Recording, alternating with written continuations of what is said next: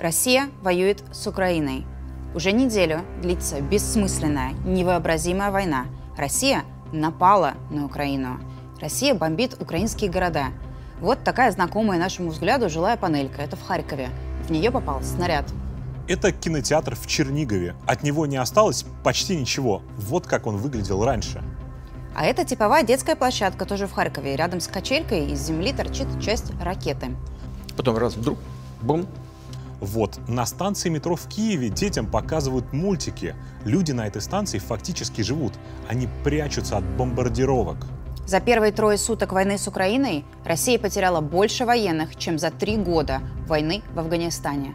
На ваших экранах прямо сейчас трупы русских солдат. Этого парня звали Валерий Житков. Он был капитаном. Этого Иван Попов, всего 21 год. По информации независимых расследователей, за 5 дней войны погибли более 5000 российских солдат. Министерство обороны России не признает почти никаких потерь. Тела солдат брошены, они никому не нужны. Мы всегда будем защищать ваши интересы. А это карта Европы. Красным выделены те страны, которые запретили российским самолетам пролетать над их территорией. Россия в полной изоляции. Санкции, введенные против КАМАЗа, РЖД, концерна Калашников, Сухого, Туполева. Знаменитый суперджет можно выбросить на помойку. Иностранные комплектующие к нему больше не купить. Прекратились отгрузки иномарок в Россию. А те заводы, которые собирали автомобили у нас, они остановили работу. Или возьмем, например, iPhone. Возможно, вы смотрите этот ролик с него. Вот такой iPhone подорожал на 15 тысяч за одну ночь. Да что там с айфоном? Вот стиральная машина. Неделю назад она стоила 16 500, а теперь 26 тысяч рублей. Фен. Несчастный фен, которым сушат волосы. 23 февраля 4 500, сегодня на 700 рублей больше. Или тонометр. Им измеряют давление. 24 февраля 3 290, 28 на 560 рублей больше. Или лекарства. Еще не закончились запасы, прошли считанные дни, но цены уже выросли. Обычный терафлю от гриппа, почему-то цена вдруг резко скакнула вверх. Кто это сделал? Кто это сделал с нашей страной? За несколько дней умерли тысячи наших сограждан, а миллионы и так бедных людей оказались нищими. Границы де-факто закрыты. И для людей, и для технологий, и для денег. Промышленность отброшена на десятки лет назад. Люди теряют работу и стоят в километровых очередях перед банкоматами, прямо как в 90-е. Это не наша война. Это война Путина. Он ее придумал, а страдать заставил всех нас. Это война путинских миллиардеров, его ряженых полоумных генералов. Вот они, настоящие враги России, боевые единороссы, которые в торжественных золотых залах, нарядные и праздничные, отправляют нашу страну в пропасть. Куда нас ведет эта банда патриотов из «Единой России»? По всей стране люди протестуют против войны. Недовольных хватают и избивают прямо на улице. По телевизору вам расскажут, что если вам не нравится война, то вы предатель. А если вы не хотите отправлять своих детей на фронт, на убой, то вы не патриот. О России не думаете. А думаете о своих мелких, насущных, ничего не значащих проблемах. Конечно же, можно думать о каких-то сиюминутных своих проблемах, которые возникнут, о каких-то трудностях, но не думать о безопасности такой большой страны, такой важной страны на мировой арене, и не думать о том, что в один прекрасный день кто-то может покуситься на суверенитет нашей страны, на наше месторождение. Эта женщина знакома вам всем очень хорошо. Это Валентина Матвиенко. Она работала в правительстве, была губернатором Санкт-Петербурга, а сейчас она глава Совета Федерации и член Совета Безопасности. Ближайшая соратница Путина и ближайшая подруга Сергея Шойгу. Она глава Совета Федерации, то есть Верхней палаты парламента, государственного органа, который одобрил эту войну. Ее имя стоит под разрешением Путину использовать армию за рубежом. Вопрос об использовании вооруженных сил Российской Федерации за пределами территории Российской Федерации. Идет голосование. Решение принято единогласно. Я вас благодарю. Вот Валентина Ивановна, член бюро Высшего совета партии «Единая Россия», благодарит каждого выступающего сенатора. Мы уверены, что война не нужна ни русским, ни украинцам. Спасибо вам огромное. Не мы, портили отношения с этими странами. Их портили с нами. Благодарю нашего коллегу. Президент Зеленский перешел все красные линии. Спасибо вам большое за участие. Против России ввели очередной пакет санкций, но Россия убрала этот пакет в пакет с пакетами. Спасибо, коллеги, мы все... Спасибо за то, что вы поддержали войну. Спасибо. Матвиенко предана своему делу. Вот она с надрывом на заседании Совбеза взывает к Путину: начни войну, ну пожалуйста. Мне, знаете, я не могу смотреть эти кадры. Бедные женщины, старушки, которые плачут, дети, которые сидят в подвалах и учатся в школе, потому что двигались эшелоны бандеровцев. И расстрел безоружных полицейских на Майдане. Поэтому, на мой взгляд, время пришло. Откладывать нельзя, нужно принимать решение. Матвиенко врет. Осознанно, полностью отдавая себе отчет и будучи информированной о том, что Путин начнет войну, что будут смерти, будут потери, она врет. Врет про нацистов в Украине, про миротворческую миссию, про великую цель. На повестке нашего заседания очень важное, во многом историческое решение, от которого напрямую зависит судьба миллионов жителей Донбасса, что Россия никогда их не бросит и не подведет. И сегодня нам понадобится совсем немного, чтобы объяснить вам, почему эта 72-летняя женщина, это очень богатая женщина с политическим опытом длиною всю жизнь, пошла на военное преступление.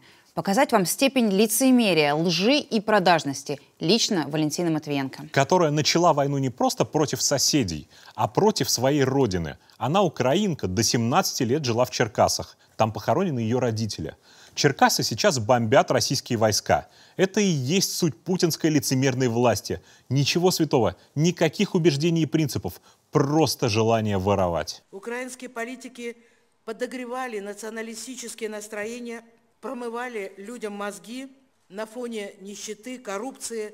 Валентина Матвиенко очень богата. Ее можно назвать иконой путинской коррупции. За десятилетия служения Путину она, чиновница, госслужащая, получая официальную зарплату из бюджета, магическим образом стала миллиардершей. Воровала Матвиенко всегда бесстыдно. Она приходит на публичные мероприятия в украшениях и часах стоимостью десятки миллионов рублей. Она, не стесняясь, декларирует огромную недвижимость, которую она никогда бы не смогла себе позволить. Ну и, конечно же, все помнят ее знаменитого сынулю Сергея Матвиенко. После того, как отработали Goodwill, переходим на мультипликатор. С мультипликатора переходим на мультиплицирование. С мультиплицирования переходим в ебеду, с ебеды, значит, переходим опять в Goodwill. К 36 годам сын Матвиенко уже владел имуществом на $1 миллиард. Как так вышло? Что за выдающийся талант к обогащению? Матвиенко воровал в Петербурге, когда город возглавляла его мама. Не стесняясь обвинений в конфликте интересов, Сережа по инвестиционным соглашениям с питерской мэрией получал в аренду и приватизировал городское имущество. Вот это знаменитое здание его. И такой вот исторический особняк. И этот доходный дом на площади Труда. И еще очень-очень много зданий с многомиллионными доходами от сдачи в аренду. Прямо сейчас сынуля спикера Совфеда зарабатывает огромные деньги, получая контракты от властей Москвы, Петербурга и других регионов. Его фирма ремонтирует системы канализации. Общий портфель господрядов – 3 миллиарда рублей. Стоит познакомиться и с невесткой Валентины Матвиенко. Юлия Матвиенко – бывшая модель, светская львица, владелец небольшого ателье модной одежды. Она обожает хвастаться своей гламурной жизнью в Инстаграме, и нам это очень пригодится. А теперь давайте подумаем, поедут ли дети Матвиенко воевать в Украину? Призовут ли Сережу Матвиенко на фронт? Выдадут ли ему оружие для боя под Мелитополем? Может быть, ее невестка Юля будет отправлена в полевой госпиталь где-нибудь в Луганщине, чтобы работать там медсестрой? Возьмут ли их обоих в плен, как сейчас берут российских солдат? Откроем вам секрет. Их вообще не будет в стране. Чтобы обнаружить главную тайну семьи Матвиенко и объяснение тому, почему Валентина Матвиенко, не моргнув глазом, развязывает войну с соседней страной, нам нужно отправиться в Италию. Разгадка того, как Валентине Матвиенко удается не думать о сиюминутных проблемах и трудностях, написана буквально на заборе. Вот тут, В 170 километрах от Венеции, в небольшом городе Пезаро, есть незаметная, не обозначенная на карте улочка, которая упирается в большие кованые ворота. За воротами располагается шикарная вилла на участке площадью в 26 гектаров. Кому она принадлежит, неизвестно. В кадастровых документах указан собственник — итальянский фонд Доминанта. Его собственники не раскрываются. О настоящих владельцах нам подсказывает разве что вот эта табличка на колонне — «Вилла М». В любой другой день можно было развернуться и уйти, но сейчас на вилле М идет ремонт, а это значит, что на информационном стенде прямо на воротах будет указано, кто за этот ремонт платит. Смотрите-ка, у нас есть коммуна Пезаро и владелец Сергей Матвиенко. Это самое легкое расследование, честно говоря, которое у нас было в жизни. И теперь, когда мы точно знаем, чье это, давайте посмотрим на владение семьи спикера Совета Федерации с высоты. Мы над Адриатическим морем, а прямо перед нами драгоценная земля итальянского побережья. Это городок Пезаро, ему больше 2000 лет. Вокруг города очень красиво. Приятная набережная, холмы, чуть дальше горы, и даже в феврале здесь очень зелено. Тут же частные виллы, одна из которых, самая большая, с участком в 26 гектаров, прямо бросается в глаза. Это вилла семьи Матвиенко. Только береговая линия у этого участка протягивается на 650 метров. Кстати, видите маяк справа наверху? Это не просто какой-то старый никому не нужный маяк. Это маяк военно-морского флота Вооруженных сил Италии. То есть военный объект НАТО. На Google картах он помечен как военная база. Стоит всего в 50 метрах от забора виллы. Вот так уютно устроилась семья Матвиенко в тылу врага. Летим дальше и начинаем осматривать сам участок. Летом здесь все цветет и зеленеет, но и сейчас понятно, что это очень роскошное место. Справа виднеется какое-то строящееся здание, а по центру главная трехэтажная вилла. Она состоит из 20 помещений, ее общая площадь 774 квадратных метра. За виллой на склоне виднеется оливковая роща. Облетим дом по кругу. Становится более понятный огромный размер виллы и рельеф местности. Для удобства даже построили собственную лестницу. И видим то, чем эта вилла так полюбилась семье Матвиенко — своим видом. Он из нее просто потрясающий. Только зелень и бесконечное море, и никаких взрывающихся снарядов. Тут же огромный бассейн длиной в 20 метров. Сейчас из-за зимы он в легком запустении, но когда здесь будет тепло, он будет во всеоружии. Отличное место, чтобы начать доказывать, что настоящий дом семьи Матвиенко тут. Остановимся. Открываем первую фотографию из инстаграма Юлии Матвиенко. Вот этот снимок от августа 2019 с очень узнаваемой формой бассейна сделан вот тут. Вот снимок, сделанный в июле 2019 года. Слева огромный горшок с какой-то пальмой, по центру ступеньки, а справа виднеется что-то круглое на земле. Вот это место на нашем пролете. Не так красиво, но и на улице, знаете ли, не июль месяц. Далее смотрим вот эту фотографию с милым песиком. Она сделана в августе 2018 вот тут. Видим квадратный горшок, слегка выпирающий парапет и, самое главное, лестницу с характерными перилами и окруженную горшками. А теперь переместимся еще на 2 года назад и осмотрим вот эти две похожие фотографии. На них уже знакомый нам вид на склон и море, а также бетонная поверхность. Фото сделаны вот тут. Пара горшков все еще стоят на этом же месте. Сколько стоит эта вилла, оценить очень сложно. В этих краях нет ни одного дома с участком в 250 000 квадратных метров. Вот в продаже вилла с домом похожей площади, но с участком в 8 раз меньше, и стоит она очень далеко от воды. Стоит она 3 600 000 евро. Так что виллу Матвиенко можно с чистой совестью оценить минимум в 10 миллионов евро или 1 200 000 000 рублей по сегодняшнему курсу. Именно тут, на побережье Адриатического моря, на огромной вилле с собственным побережьем, так легко не думать о насущных проблемах и трудностях, не думать о бомбежках и разрушенной российской экономике, а думать о высоком, мирном небе, русском мире, финальной победе над несуществующими украинскими фашистами. Вы знаете, конечно же, можно думать о каких-то сиюминутных своих проблемах, которые возникнут, о каких-то трудностях.